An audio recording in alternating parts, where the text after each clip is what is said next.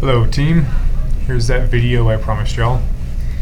You can find all the resources in Dropbox, including the sketch file and the Flinto prototyping stuff, which you can install on an iPhone or you can run it on your Mac. Okay, so for starters, we have moved barcode scanning down into the floating action button here. All that's same as before. Let's cover the first tab here. So we've got sales, and this is largely unchanged from what we have already in the app. I'm not going to cover any of the user-gen stuff in this video. I'm going to give you guys that direction separately. Okay.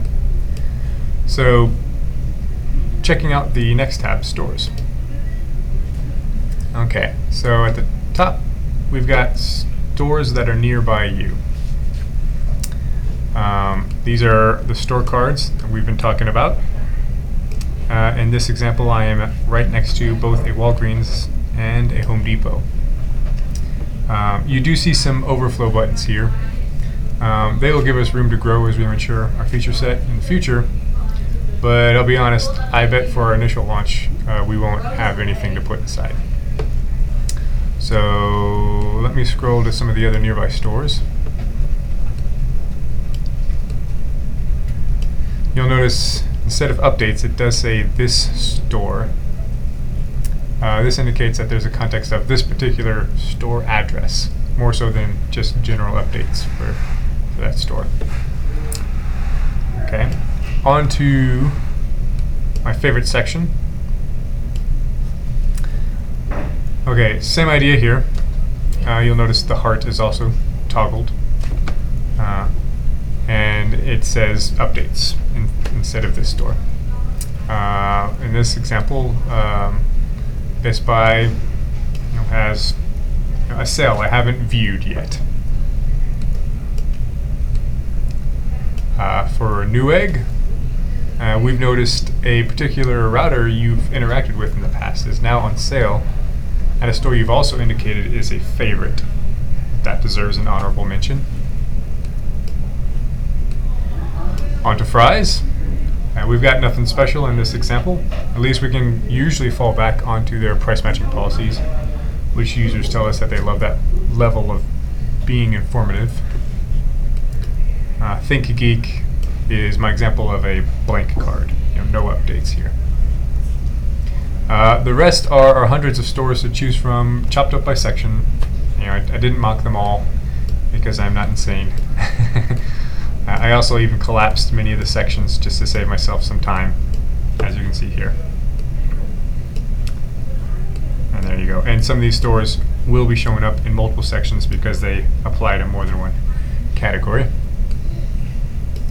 Alright, so on to storefronts. So what does it look like if we tap a storefront? Here's an example of one, Victoria's Secret. We've got the context right here, the name of the store. Search, we will search their entire catalog. We have the new concept here, the store cats. These will mirror, ideally, the navigation they have on their own store, so that it feels familiar. It's like using their own site, but it's native. We are not going to be launching with StoreCats, so that's going to be follow-up as soon as we can have that data ready. So for some time, it's going to be looking like this instead. Alrighty. A couple more examples. We've got Home Depot. There we go. We've got context, searching with just their catalog, the store cats for Home Depot, and root level content, which is their sales. One more example, Walgreens. Here we go. Makes you look familiar. In this example, we do also have a promo code and also a circular. All right, and that's the store tabs in a nutshell. On to watching. Okay, so in this tab, we will show you, wait for it, just the right information at just the right time. Thank you, Google Now.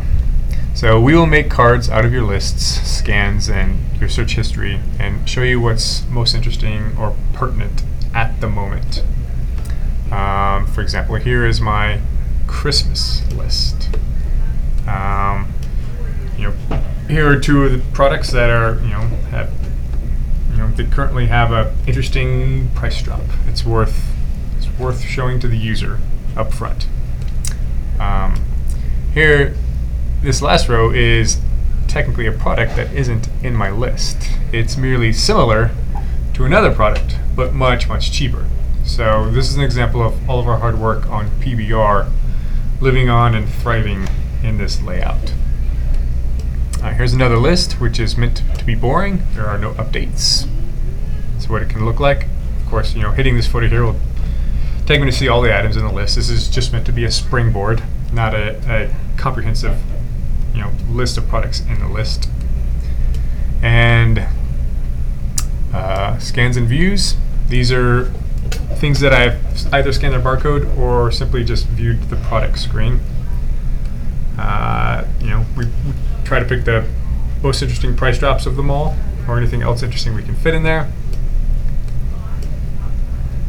Searches are a little different, as they don't take you to a product page, but rather a search query instead.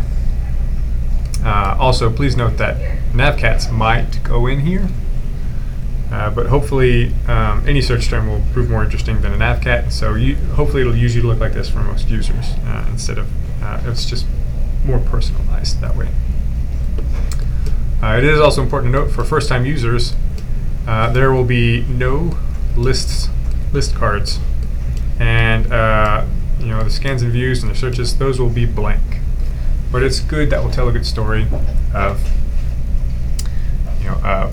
what you can expect to see here should you use the app. All right, so watching, stores, and sales. We do have an overflow menu here where we can fit the other stuff, like if you just want to see all the scans you've done, if you just want to see and manage your lists, settings and account stuff, and so on. It lives there. Okay, so on to search. So let me tap on that and go back and forth. There you go. So here we're showing you a mix of your recent searches and suggestions. 3 suggestions here, for example. Naturally, after 6 searches, you wouldn't see any more suggestions, just your own history. Okay, and since I can't use a keyboard in this prototyping tool, I'm just going to tap on boots. Okay. So filters will be unchanged from what we have right now. Scrolling down, you will see our new product cards 2.0. Now, these are also outside the scope of the initial launch, so we can breeze over them now, but just to give you an idea of what's coming down the pike, we've got price ranges when available, most interesting price. It has to be a verified retailer. Sale information, if there is any, and so on and so forth. Here's a really busy product, for example. Here's one that's out of stock. Okay. So now this introduces a new concept called tag cats. It basically pulls tags out of the filter screen and makes them more discoverable and makes them look and feel like navcats, so it's familiar to the user. For example, you might see these type of tags if you did type boots. There are tag cats can also be made from store facets, which is handy. So let's go ahead and explore one. Home Depot. There we go. And you can see it's our new friend, the storefront again. It's just like before, but now it's just like the search before, but now it's under a Home Depot context, for example. If I wanted to remove the Home Depot context, I just hit the up nav button. Okay, so let's go back in. And you can also see the type of boots have changed drastically. Much more work boots here. bar list fashion. Okay. Similarly, I can clear out the search term while also inside any storefront, taking you to the root of the storefront, as we saw earlier. So, for example, hit this X. Boom. Now I am at the root level of Home Depot. You can see their actual store cats and their sale posters. So, and I can, of course, search them directly. Let's go back real quick. Okay. So we do have tag cats, even if in the context of a store. Now let me tap one. Here is DeWalt. So we'll do boots from Home Depot that are tagged DeWalt. There we go. I can remove the DeWalt context with the up nav. Okay.